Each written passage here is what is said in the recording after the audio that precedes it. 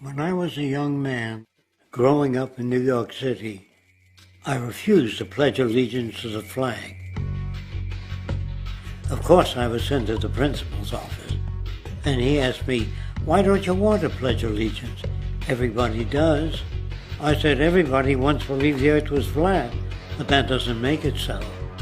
I explained that America owed everything it has to other cultures and other nations, and that I would rather pledge allegiance to the earth and everyone on it. Needless to say, it wasn't long before I left school entirely, and I set up a lab in my bedroom. There I began to learn about science and nature. I realized then that the universe is governed by laws, and that the human being, along with society itself, was not exempt from these laws. Then came the crash of 1929, which began what we now call the Great Depression. I found it difficult to understand why millions were out of work, homeless, starving, while all the factories were sitting there. The resources were unchanged. It was then that I realized that the rules of the economic game were inherently invalid. Shortly after came World War II, where various nations took turns systematically destroying each other.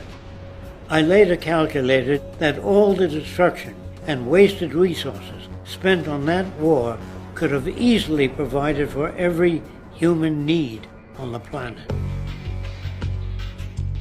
Since that time, I have watched humanity set the stage for its own extinction.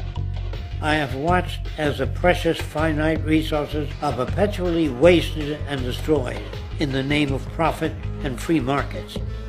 I have watched the social values of society be reduced into a base artificiality of materialism and mindless consumption. And I have watched as the monetary powers control the political structure of supposedly free societies. I'm 94 years old now, and I'm afraid my disposition is the same as it was 75 years ago. This shit's got to go.